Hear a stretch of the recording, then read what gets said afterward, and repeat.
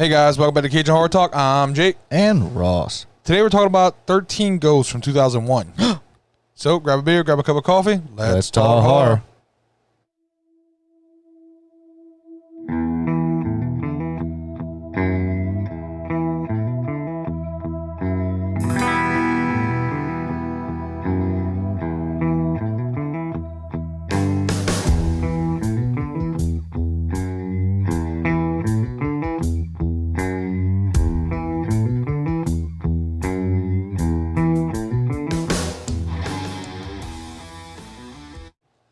All right, guys, 13 Ghosts. Looking at a runtime of 1 hour and 31 minutes. Made it a budget of $42 million. It made $68.4 million at the box office. Cast is Tony Shalhoub, plays Arthur Kritikos.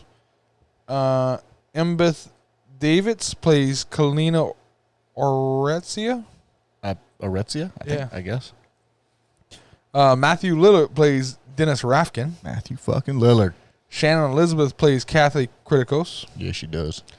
Alec Roberts plays Robert Bobby Kritikos. Bobby?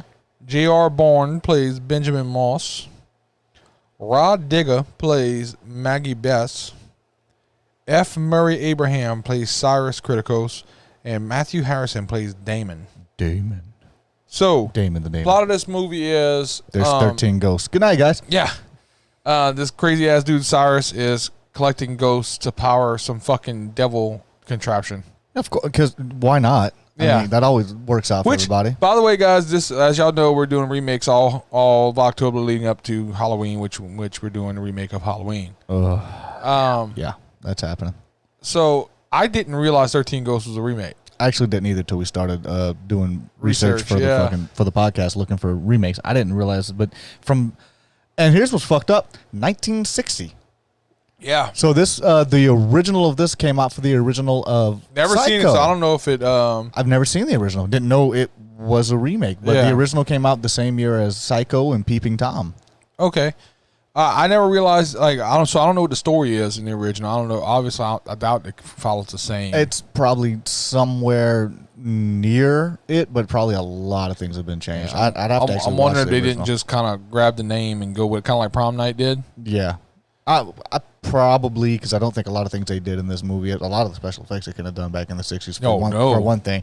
Also, it was really fucking dark for a movie in the 60s. Yeah. A couple of things to bring up here. Okay. Oh, there's some things. I'm pretty sure you know this, but I doubt our listeners know this. Now, ghost movies scare the shit out of me. Yeah. Because, so slashers and creature features, Yeah. anything I can potentially kill with a gun or a healthy dose of blunt force trauma, You'll be all right. I'm good with. But when it comes to paranormal shit that you can't put your hands on. Exorcism movies don't bother me, but I'm very comfortable in my faith. Yeah. As anyone who's watched our videos knows this, you know this. I'm comfortable in my faith, and I know that if you or I ever start showing signs of possession, Yeah. the other one is showing up with an old priest and young priest and a 5-gallon bucket of holy water. Absolutely. Yeah. You know what I mean? So Super I know, soaker filled with the spirit, sir. That's gonna it. Happen. So I know that doesn't really bother me. Yeah, it would suck, but I'd get through it. You know that you'd be able to overcome. There is shit you could do for a ghost. No, you're not doing shit at all. There's not a single fucking thing. Even since I was a kid, that scares the shit out of me. Don't get me wrong. I'm pretty sure if ghosts do exist, which, I mean, obviously there's no proof that ghosts exist. No, there's no I believe proof. in a lot of paranormal shit. I believe there's unexplained things. And I don't believe that ghosts could do, because here's the thing, if ghosts could do what these ghosts are doing, there would be documented cases somewhere. Yeah, there would be a case of somebody dying from a ghost. Somewhere. Which, for all you know, maybe there has been, and there's been some, suspicious circumstances, and they just haven't classified it as something paranormal that may have been. That's all. Men in Black cover-up? Possibility. Yes, Men in Black shit. Stare into the light, please. Yes. Huh. Yeah. Okay, I get you. They ain't got no witnesses because they all dead. It's one of those things, man. Ghost stories, they fuck with my head, dude. Especially ghosts like this one. Yeah. Where, they do that shit where they disappear and reappear. Might I point out, case in point, The Dancing Plague of 1518. Yeah. If y'all haven't looked that up, go Wikipedia that shit and read that story. That story is that's a real fucking amazing. thing. That is a real thing. Y'all gonna find all kinds of cool things to Wikipedia because we Wikipedia some really weird shit. We get into fucking rabbit holes and the Great Emu War is amazing. Yeah, also. Yeah. I need to check that one out. Check that shit out. So all right. So you meet Cyrus and Dennis. They're trying to capture their last ghost of the 12. Yeah, they're the shitty Ghostbusters. Here's the thing. Your girl runs up and tells them this is slavery. I have that written down right here. Ghosts, no. If they're dead already. How is it slavery?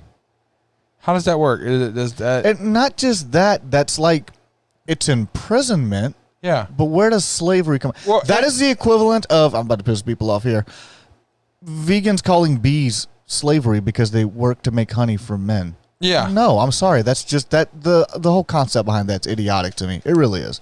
Well, later on, she tells him that she accuses him of trapping souls for money. Okay. Here's the thing. The way I look at this from Team People. Yeah. Technically, he locked up very dangerous spirits, right? If there was rules and laws in the afterlife, these ghosts would be serving life sentences. Yeah. They'd be serving death sentences. Yeah. Technically, he locked up dangerous spirits, correct? Absolutely, yeah. Most of them. There were some that were benign, but that's besides the point. He locked up some very, like the jackal and the pesky spirits, all of them. Yeah. Except for number 4. Which was? The Withered Lover. She didn't. Yeah, that's true. Yeah. Yeah, that's number 4. That was the Withered Lover. Yeah.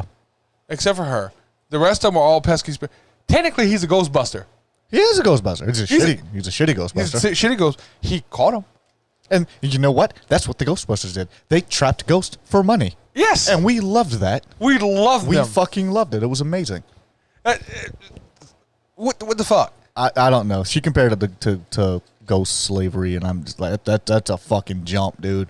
So they lured this ghost in with a spell and a truck full of blood. Where do you get that much blood? That's you would have to kill a significant amount of people to get that much blood, and I don't understand how you're getting away with that. Do you rob a blood bank? He is very wealthy. He might have just been like, "Hey, look, I'm stockpiling some blood for my." It's like a vampire project. Bank robbery. It's my science project. They pulled the blood bank heist. There's like blades probably lurking in the shadows. We just didn't see him. He's in the background. Yeah. Jesus Christ. He's like Dracula meets John Dillinger. Nice. Very, very nice. So they're spraying blood all over the fucking place, trying to catch this ghost. This one is the which one? Juggernaut. The Juggernaut. This is the Juggernaut, number 12 of the ghost. All right, you want to get past the mouse? So I'm gonna do the rundown of all the ghosts. All right, so the first one is the Firstborn Son.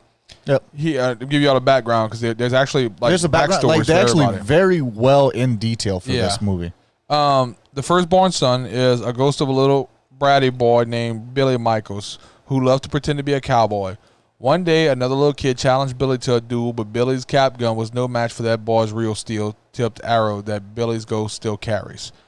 Okay, that's fucking sad. That's really sad. With 2 kids that are having really fucking depressing. Like a duel, and you fucking die. Well, and the sad part is you could really imagine that, like that 2 kids just playing. And then getting shot in the head with a fucking arrow, and then you have a fucking, oh my god, that's fucking terrifying to think about.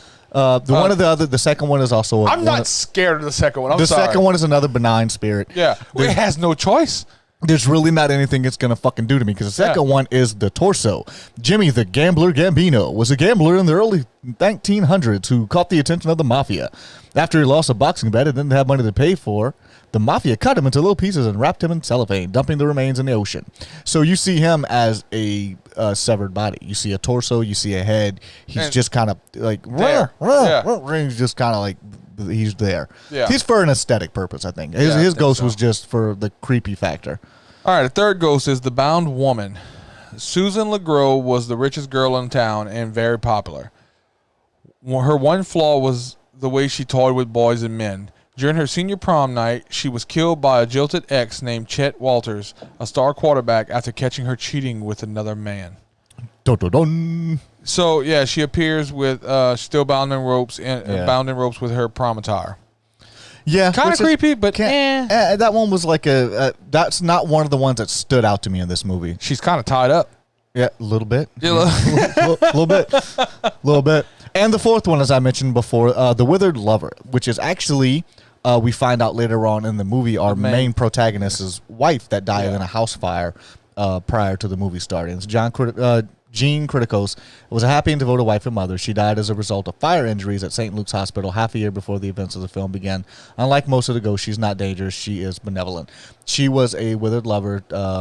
Also, I read a weird thing on IMDb when I was looking through this, and they were talking about little like keys and plot holes and then things that they throw into the movie and crap like that. And one of them actually said that during the scenes where you see her, she's seen walking around with her IV.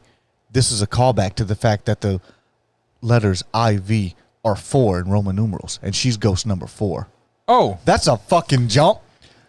No, she was seen carrying around with her IV because she died in the hospital. She had an IV on her when she died. I'm not sure how that made it all the way to IMDb, but that was a little fucking trivia there.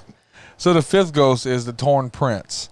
Royce Clayton was a gifted and famous teenage baseball player in the 1940s and 50s who caught the eye of colleges around the USA.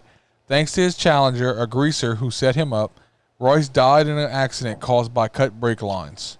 His remains are still buried at the baseball diamond, and his ghost carries his baseball bat. Every time I hear the word greaser and we talk about the Torn Prince, I think of the Scorpions from Grease. I'm like, is he ready to rumble? He wants to rumble? Come over here, guys. We're going to dance for 5 minutes and then fuck you up. Yeah. All right, and ghost number 6 is going to be the Angry Princess.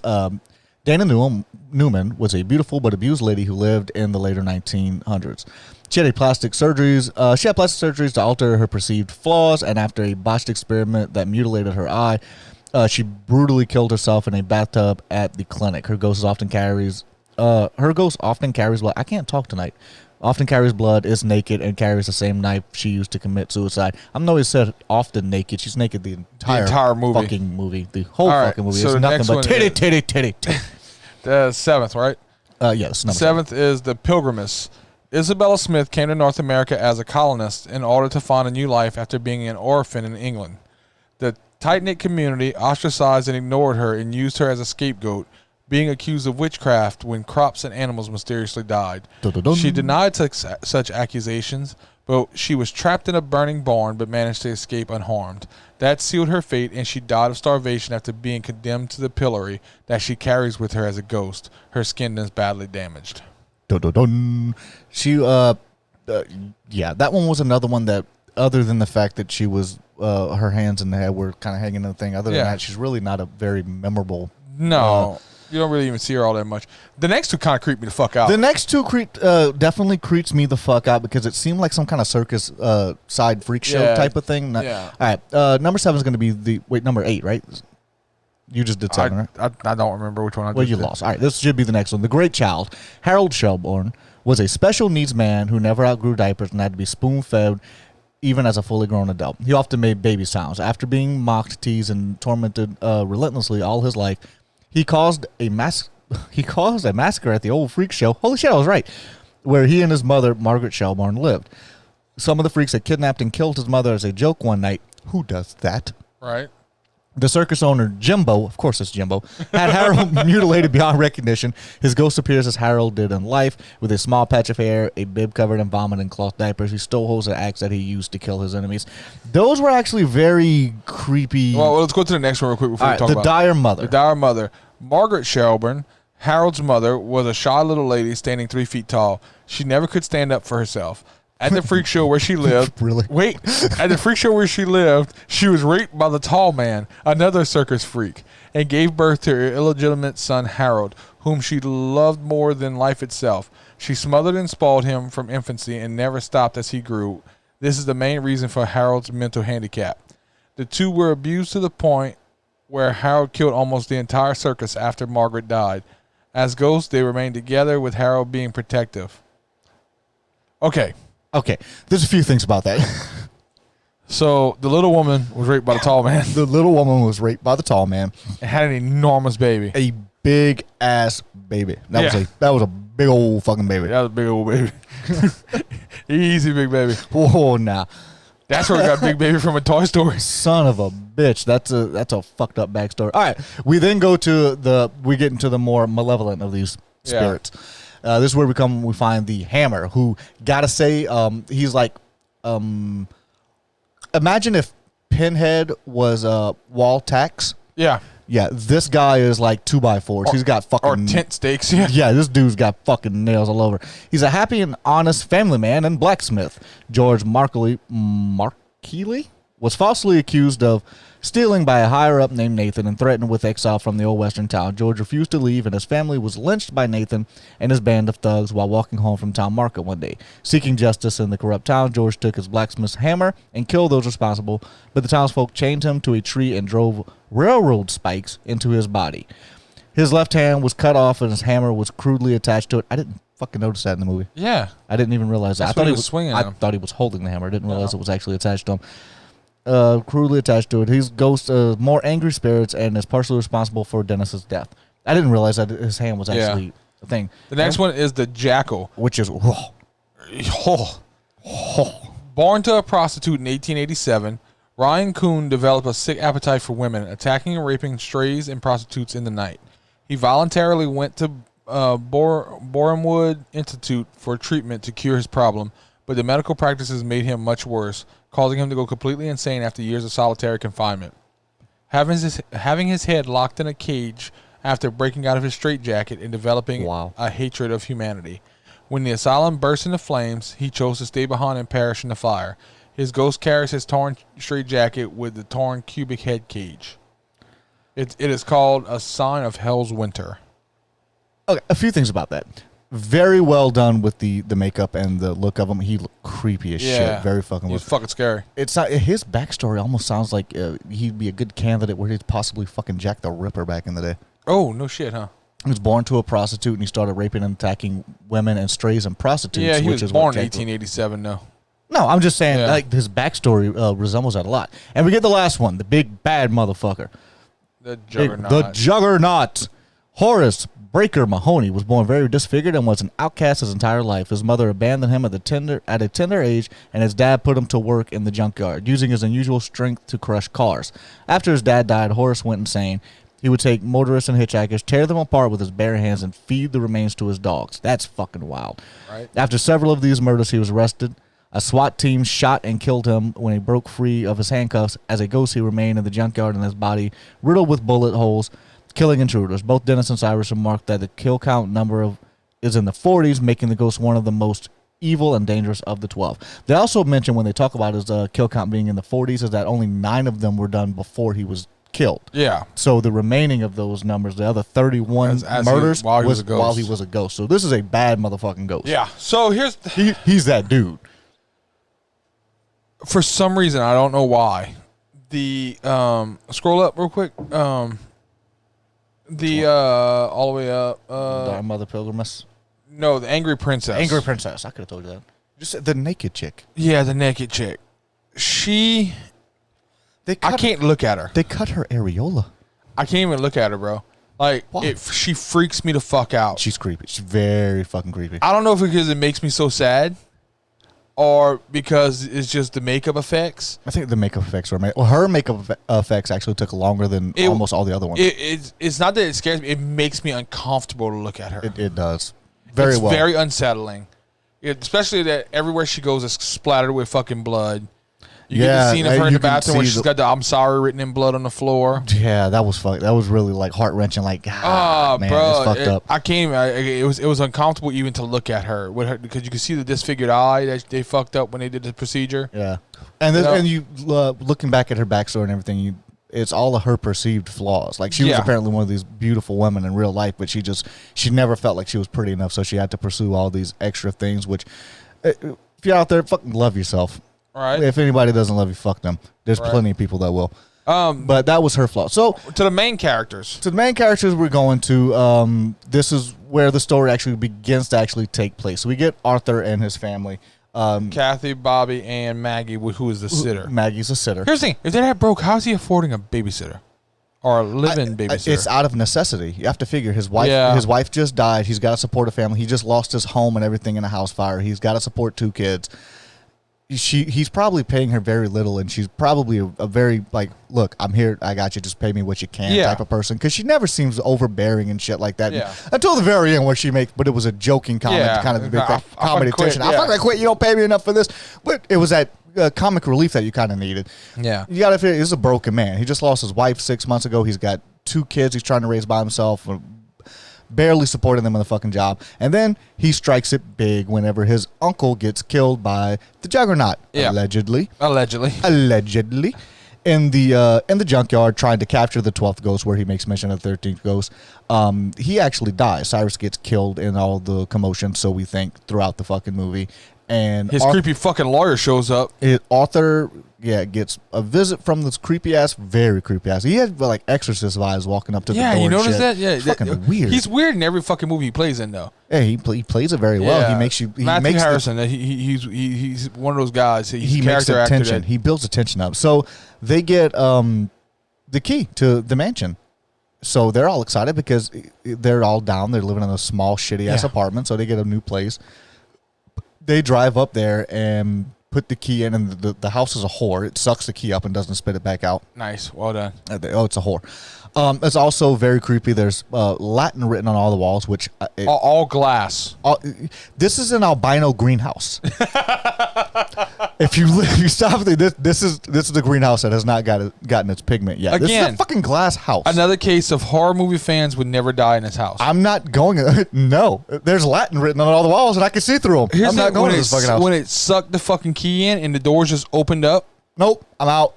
I'm done. I'm out. Because here's the thing. How do you close this motherfucker back? No, because the key's stuck in that motherfucker. It's done. The kid sucked the key in, turned into all this fucking bullshit. The floor is spinning. Yeah. I'm out. There's Latin on the walls. Look, any time that there's a Latin scribbled on things, usually bad shit happens. Yeah. There's very rare occasions where there's... old Hebrew and Latin and dead like languages and shit that are scribbled upon the walls that bad things don't ensue immediately afterwards. Get the fuck out. Yeah. So Dennis has disguised himself as a fucking electrician to go in there as an excuse to go check this fucking house out. I'm a huge fan. We talk about Matthew Lillard a lot. I think what sparked us for the Scream, when we first started with Scream, was our first mention of Matthew Lillard, but I've been a fan of his for a very long time. He's an amazing fucking actor. He truly is.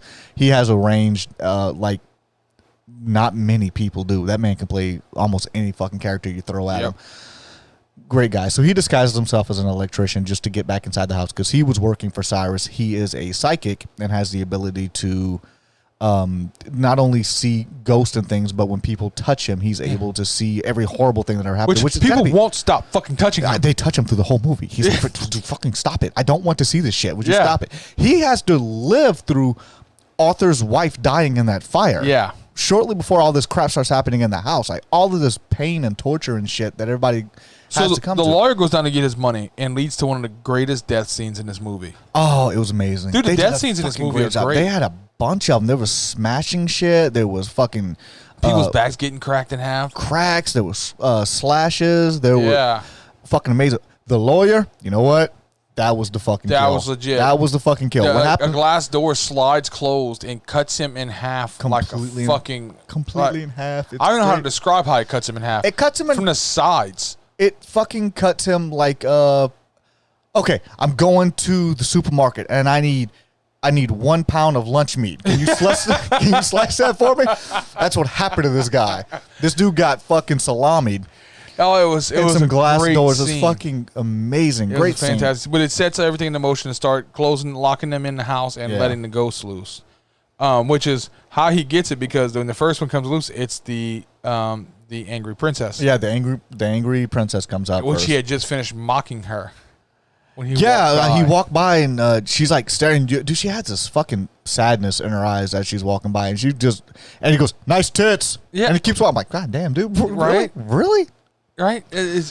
holy shit, you're talking a lot of smack to these fucking ghosts. Yeah. Which, another thing we didn't bring up yet, but these cool-ass glasses they have, which is like the oh, yeah, they were fucking great. I wish those were a real damn thing. It was like, no, I'm kind of glad they're not a real thing. Oh, no, I'm sorry. I think I'd have to fuck around with those. These are Google glasses before Google glasses were made. Yeah, it's pretty much like fucking those clear plastic safety glasses with LED lights in them. Yeah. But let you see ghosts. It allows you to see through. Which is a great... It's a great little plot point. It was really great, and it worked well in this movie because there were scenes where you would see somebody from the perspective of somebody who's looking at him with the glasses, and then you'd see it from somebody who was looking at him from a perspective of just a naked eye, and you'd have that transition where sometimes they're floating in the air and sometimes they're being carried, and it's like that. It was like really fucking creepy. I love Matthew Lillard's lines. Like, I freaking hate it when they do that. I freaking hate it. Right when I get up to the glass. They wait till you get up to the glasses and they do something stupid. which led to some really great jump scares in this movie.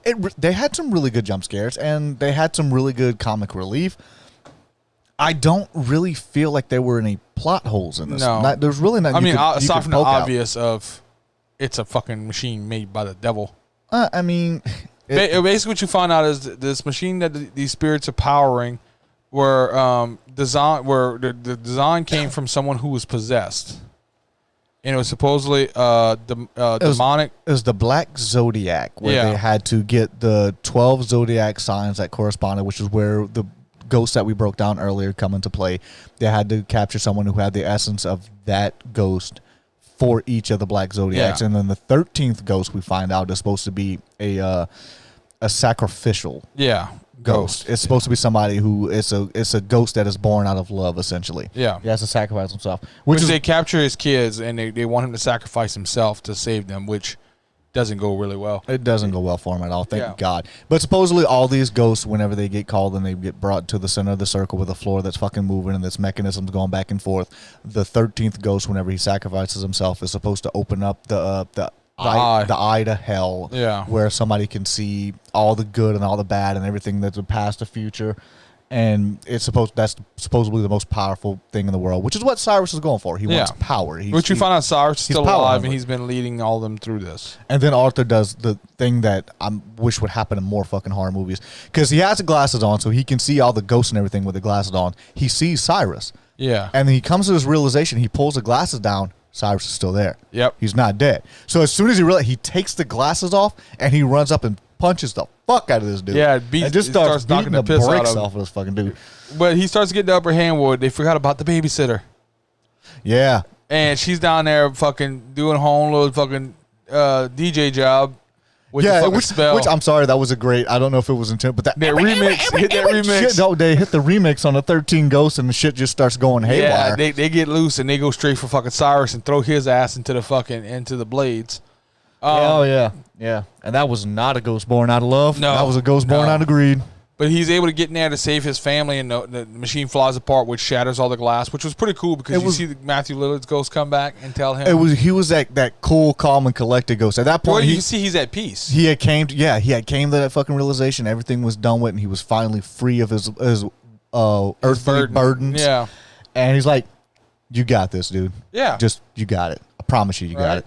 And leads to that scene where Arthur jumps into the middle of the mechanism, and he just pretty much shelters his kids. Yeah. Until everything goes haywire. But then he gets to see his wife at peace before which was an awesome touch. He got to see his wife and kind of have not to say closure, because I'm sure he had closure, but just that it was a closure to the point where he knows that she's free. Yeah. One plot hole for me. What's the plot hole? All the windows break. All those fucking ghosts are still there. Yeah, they walk clean the fuck out and disappear into the woods. Yeah. That's fucking creepy. Here's the who's to say one of the motherfuckers think the Juggernaut can turn around and go, "Hey, wait, you motherfuckers fucked with me too." Yeah, no, it's not over. They're still out there. The ghosts are still there. That was they resolved that by just having the ghosts disappear into the woods. They're out there in the world now, so they're fucking all kinds of shit up. You see Matthew Lillard, which he sacrificed himself. But there's a few good lines in this movie. Like there's a part where you can see the little boy, the firstborn son. Yeah. Where he shows up and he starts like stalking them, and he looks at him and goes, "Oh, how? He's like, how? Really? That's what you're going with? He's got a fucking arrow in his head. Shut up. Right? I'm just trying to fucking make something work here.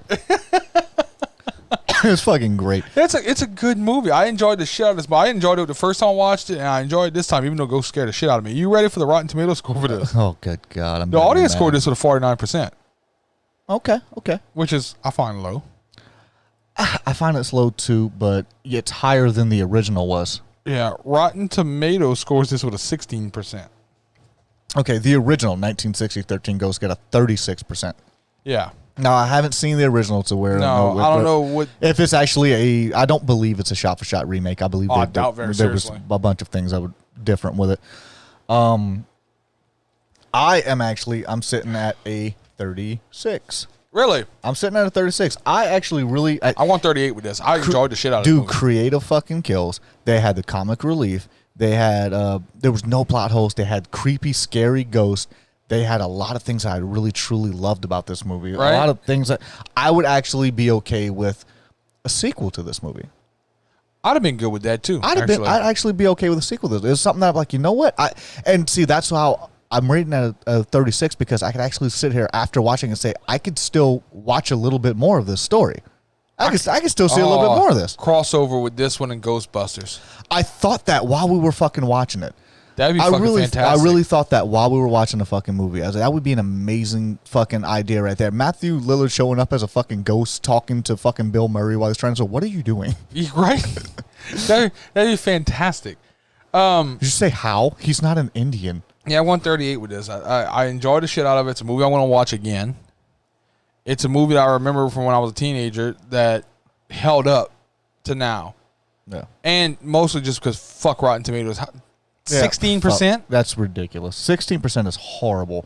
When y'all rate movies like The Terrifier up at ridiculous shit, and y'all going to rate a movie that's actually got a good concept and a great cast. And a good story. A lot of good makeup effects. This actually won an award for makeup effects. Yeah. Special effects. This is a very well done movie. And not gore for gore's sake. No, and see, we always harp on that. It's not gore for gore's sake. And it's also... And not above and beyond it was subtle... Like I said, coming back to the Angry Princess because she just unsettled me so much. Yeah, it was uncomfortable, but it wasn't out over the top. My thing of it, and we talk about gore for gore's sake, and we talk about nudity for nudity's sake, for the shock factor of it, and just that initial jolt that you get whenever you see it. I don't feel that this movie exploited that at all. No, I think all the gore was done for necessary purposes. The only nudity you have in this movie is the princess, and the Angry Princess kind of made sense because of that was how she was portraying herself, and she was so concerned with her body, and it consumed her completely. Yep. Now, on the other hand, in the point where Shannon Elizabeth was being picked up by the other fucking ghost, you notice where they did a thing, her clothes started getting ripped by the fucking ghost. If they'd had a gratuitous tit shot right there from Shannon Elizabeth, because we know she's not shy about showing her breast on camera at all. If they would have had some random tit shot right there just for they just wanted to show her tits, and I would have been like, that was unnecessary. It wasn't needed in the story. She's bared her breast more than some of the people from Game of Thrones. Yeah, she has. So I mean, she's not shy about it at all. But that would have been one of those aspects where I would have looked at it and said that was just showing titties just for to have titties in there so you can get some fucking like a Friday the 13th movie. Yeah, just have some titty. We're gonna get the young guys in here. Come watch some titties. No, we're just gonna show you the one that's all filleted. Yeah, they slit her areola. Poor girl. That poor girl. But it made sense to the story. Yes. It furthered the plot. That was her whole thing, was she was dealing with body shaming, and she was body shaming herself. She was so absorbed by her own flaws that she thought she had, and it made sense to the story. Yep. So I'm not taking points away from that. Exactly. All right, guys. Find us on YouTube, iTunes, SoundCloud, Stitcher, Pandora, Google Podcasts, TuneIn Radio, Spotify, and Amazon Music Podcasts. Son of a bitch, where can you not find us? That's it. Not in that house. You cannot find us. I'm not going in the fucking house. I'm sorry. Make sure y'all follow, subscribe. Check out our buddy Marty McFly on YouTube.